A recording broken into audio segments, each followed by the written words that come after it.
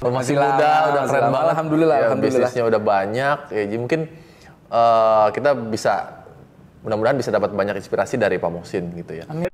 Ojo lali, like, share, subscribe. David ID. Tidak selamanya bencana itu musibah. Karena ya pasti di antara semua orang yang rugi pasti ada satu yang untung. Kayak contoh ini. Oh ya, itu di antara orang yang rugi pasti ada yang untung, Pak. Di antara orang yang rugi pasti ada yang untung. Pasti gitu, Pak, ya? Kalau saya boleh cerita, saudara saya ada bisnisnya, dia jualan herbal sebenarnya. Herbal. Dia jualan herbal sama barang-barang bukan pernak-pernik sih ya, let's say korma, apa segala madu, segala satu yang pernak-pernik Arab, terus souvenir-souvenir Arab apa segala macam, herbal segala macam itu naik, Pak. pas Covid 60%. Wow. 60% langsung bisa beli ruko 3. Kenapa bisa gitu, Pak? Ya. Pak Muhsin lihat gimana? Kenapa? Kok bisa impact-nya positif gitu? Ya impact-nya positif karena gini, ya lagi-lagi kan ketakutan kita terhadap COVID. Ketakutan orang, oh COVID sekarang, oh ternyata COVID tuh obatnya ini, wah berbondong-bondong beli. Wah berbondong-bondong beli, ini wah berbondong-bondong beli. Tapi ya mungkin faktor kemarin bulan puasa juga ya, karena yang namanya momennya pas ya, Pak, ya? Momennya pas. Tapi ya itu dia yang tadi saya bilang, di balik sebuah bencana pasti ada profit, pasti ada profit. Pasti ada pihak yang untung ya, Pak? Pasti ada pihak yang untung dan kita berarti juga harus setuju bisa. Dong, teori konspirasi itu setuju dong, Pak? Kalau COVID nih, COVID udah diciptakan? Saya Gimana, Pak? Gimana? COVID itu pasti diciptakan, nggak mungkin enggak. Kalau saya mikirnya begini. Ada orang yang bikin itu virus? Ada, kalau ya, jadi gini Gimana nih. Gini apa ya. itu alami kalau menurut Pak Muhsin? Alami atau tidak alami, apapun yang terjadi itu karena yang Maha Kuasa ridho. Kalau saya mikirnya gitu. Iya, itu pasti. Karena yang Maha Kuasa ridho. Bisa jadi ini orang bikin, oke, gue mau bikin virus yang bisa bikin mati orang banyak nih. Virus ini gue campur sama gue kawinin sama virus ini, nanti keluar anaknya itu akan gue sebar. Kalau ini yang dikawinin, kalau yang Maha Kuasa nggak ridho, dia nggak bakal bisa punya anak juga kan. Iya. Jadi sebenarnya gini. Ada izin ya, Pak ya? Ada izin dari yang Maha Kuasa. Ini sebenarnya momen COVID ini sebenarnya cocok ya buat kita refleksi ya. Iya. Ada pasti di luar sana teman-teman nih yang mungkin ada yang bukan keluar sih, mungkin diberhentikan dari kantor. Yeah.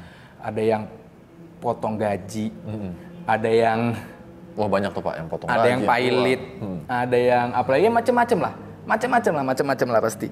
Ya ini ya momen yang tepat sebenarnya buat kita refleksi ke dalam kita selama ini apa sih yang kita perbuat gitu loh. Iya. Kenapa cuma dihajar COVID 3 bulan gue hancur? Iya. Berarti ada sesuatu yang harusnya gue siap tapi gue nggak siap. Betul. Itu kan. Iya. Ya itu momen buat ini, momen buat kita berkaca dan momen buat kita pelajaran juga buat kita gitu loh. Kenapa saya dikeluarin? Mungkin karena emang pada dasarnya gue kira gue jago, ternyata gue nggak ada manfaat. Jadi seperti itu kan. Harus nambah skill lagi berarti ya Pak? Ya, sebagai profesional ya Pak? Iya ternyata harus nambah skill. Terus ada mungkin kenapa? Oh, gue punya jabatan apa segala macam. Ternyata begitu kena COVID, hancur. Iya. Ya berarti banyak ada kayak gitu. Mungkin terlena kah? Atau keasikan kah? Atau ke apa-apalah. Tapi satu hal yang pasti, kalau lo mau selamat dari COVID ini, hanya orang jujur yang selamat dari COVID. Contoh. Waktu kita COVID kemarin, kan banyak teman-teman kita nih mungkin dari kalian juga banyak yang apa namanya cicil mobil, cicil rumah, cicil apa, cicilnya segala sesuatu yang sifatnya cicil ya. Jujur deh, pas data pasti ada bohong-bohongnya dikit kan, ya kan? Pasti. Saya mau beli mobil, cicilnya 5 juta, sebenarnya gaji gue cukup 5 juta, cuman gue bilang gue direksi deh, atau gue bilang gue direktur deh, apa segala macam. Atau manajer deh ya. Ya atau manajer deh, biar ini udah tembus nih. Itu biar pas-pasan tuh barang tuh Pak? Iya, padahal pas-pasan. Lah begitu COVID. Diminta keringanan. Waduh. Lo direktur. Lo di sini sebenarnya direktur lo gimana sih? Lo di sini bilangnya manajer gimana sih? Iya. Nggak bakal dikasih lah. Iya. Ya kan lagi-lagi yang jujur yang selamat dari COVID. Iya. Yang jujur yang selamat dari COVID. Tapi ya at the end of the day semua begini lah. Ini jadi pelajaran aja buat kita. Kalau emang ada teman-teman yang dikeluarkan, mungkin ini momen yang tepat buat nambah skill baru. Nambah skill apa? Mungkin ada juga teman-teman kayak contoh ini teman saya, ada yang dia tidak dikeluarin. Tapi dia kerja dari rumah. WFH, kerja dari rumah. Gaji potong 50%. Yes. Kalau ini orang mindsetnya udah ngaco, dia akan terpuruk. Galau tuh Pak. Galau apa segala macam. Padahal galau pun juga nggak menyelesaikan masalah. Iya. Kan? Tapi ya dia comeback. Kenapa? Dia punya skill. Kalau gue boleh kerja di rumah dan ngapain gue cuma ngelain satu pekerjaan, gue bisa ngajain 2, 3, 4, 5 atau mungkin setelah new normal ini banyak perusahaan yang sadar, oh ternyata gue hanya beli skill, gue hanya beli skill anak buah gue nggak beli waktu anak buah gue. Nggak perlu datang ke kantor juga nggak apa-apa. Nggak perlu kantor datang lo bisa. Bisa merubah itu Pak ya? Bisa merubah. Bisa merubah dan sebenarnya cocok karena Indonesia ini bisa dibilang 50% tuh millennials. 50% tuh masa-masa produktifnya dan itu mereka bukan orang yang ya millennials kan mindsetnya kan kalau disuruh kantoran kan repot. Mindsetnya kan seperti itu. Susah untuk terikat ya Pak, sulit untuk terikat. Bukan, jangan anggap itu sebagai kekurangan, tapi sulit terikat iya. Tapi anggapnya begini, karena dia sulit terikat, dia bisa mengerjakan 2, 3, 4 sekaligus. Lebih multitasking ya Pak? Zaman gue belum tentu bisa. Iya. Karena zaman abah-abah gue belum tentu bisa. Zaman abah gue, mau kirim surat ke Serpong, harus antar pakai sepeda. 10 tahun lagi bisa pakai fax. 10 tahun yang lagi bisa pakai apalah. 10 tahun lagi ternyata email. Ya wajar dong. Jadi mereka ini di generasi yang semua serba gampang. Betul. Dulu waktu kita buka usaha, kita harus punya toko di Jakarta Selatan 1, Timur 1, ini 1, ini 1. Ini enggak, cukup punya akun. Bisa buat kemana-mana ya Pak? Bisa buat kemana-mana. Dimudahkan oleh teknologi ya Pak ya? Jadi gini, jadi tolong dihapus lah kalau milenial lu kesannya males, hapus. Males tidaknya milenial itu kan gimana didikan dari atasnya kan? Betul. Gimana didikan dari bosnya. Begitu. Tapi kalau saya melihat ya, akan terjadi banyak shift. Tadi yang seperti saya bilang, ternyata perusahaan-perusahaan ini udah mulai sadar, gue nih nggak beli waktunya anak buah gue beli skillnya anak buah gue.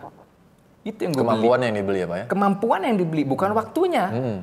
Bukan waktunya. Oh ternyata gue dari WFH ini, ternyata gue nggak perlu punya kantor bisa jalan. Iya. Gue nggak perlu punya kantor di Kuningan bisa jalan.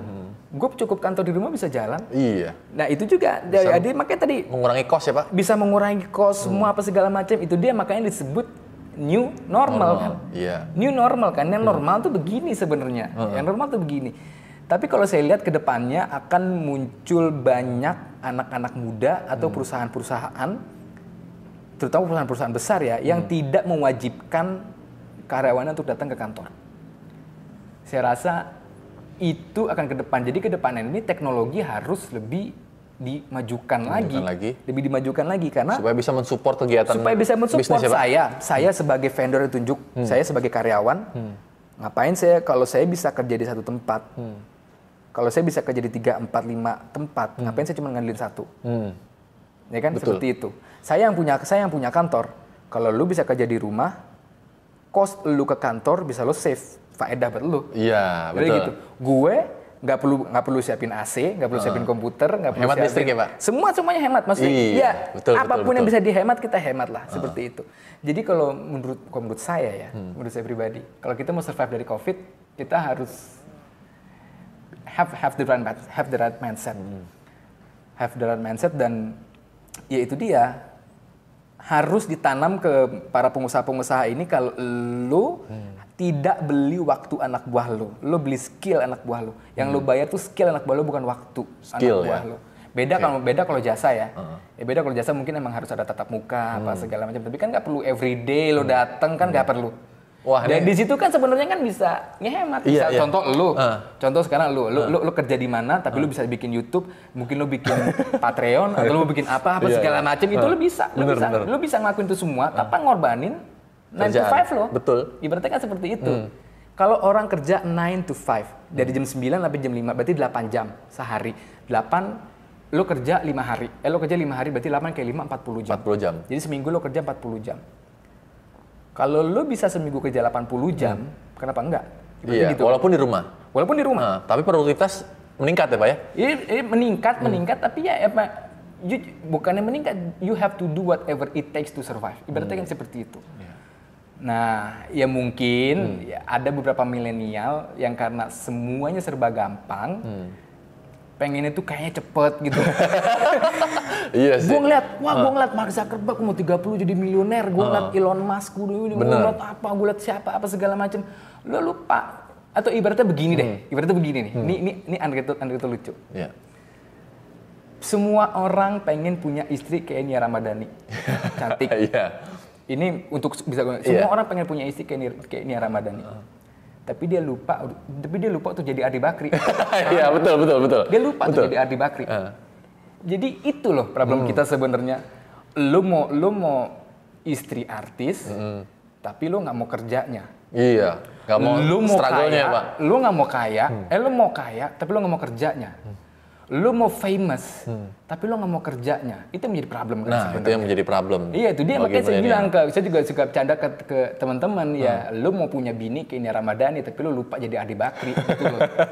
Iya, itu boleh tuh quotes-nya. Quotes of the day dari Pak Muhsin ya. Lu mau dapat bini kayak Nia Ramadhani. Semua orang mau punya istri kayak Nia Ramadhani, tapi dia lupa untuk jadi Ardi Bakri. Oh iya. Dia lupa. Keren. Iya, Boleh. dia lupa untuk begitu. Bukan berarti lo harus punya bapak kaya ya. Walaupun itu kan bapak kaya kan nasib. Pilihan. Benar. Tapi kalau lu biar jadi kaya kan lu harus kerja juga. Betul, Ibaratnya betul. gitu Harus loh. berusaha gitu ya, ya. Pak. Kita tahu ya mungkin Mas Adi kau dengerin ya. Badannya keker, gede, suka olahraga. Sekarang kalau nggak salah di stasiun TV juga Ya, nggak salah ya. TV. Dan TV segala macem. Ya wajar dong dia punya istri kayak Nia Ramadhani. Iya, Ibaratnya gitu dong. bener. Iya kan? Kadang orang Wajar banget, Pak. lu menang kaya doang, lu menang kaya doang apa segala macem. Nah gue bisa balikin. Ya, lu cuma modal comel. Iya, benar ya. Cuma modal comel gitu. Ya, hasil begitulah. makanya Covid ini kita tetap semangat lah, tetap semangat. Pasti ada jalan, nggak mungkin nggak ada. Masalahnya ini kesempatannya nggak ini datang 100 tahun sekali. Sekarang ini kita Covid, seperti di riset. Lu sama gue, kesempatan udah sama sekarang gue buka usaha bareng. Iya. Kesempatan udah sama. Sama-sama dari nol lagi ya, Pak? Dulu sebelum Covid, Cuma bedanya modalnya aja, Pak. Mungkin Pak Bowo modalnya banyak kan, saya modal dikit. ya, bisa jadi seperti itu. Tapi after Covid, modal gue juga habis. Modal lu juga habis. Tapi kita bisa sama-sama kan. Buktinya kita duduk bersama sini bareng. Oh, Jadi kita iya. sama-sama lah. Berarti seperti itu.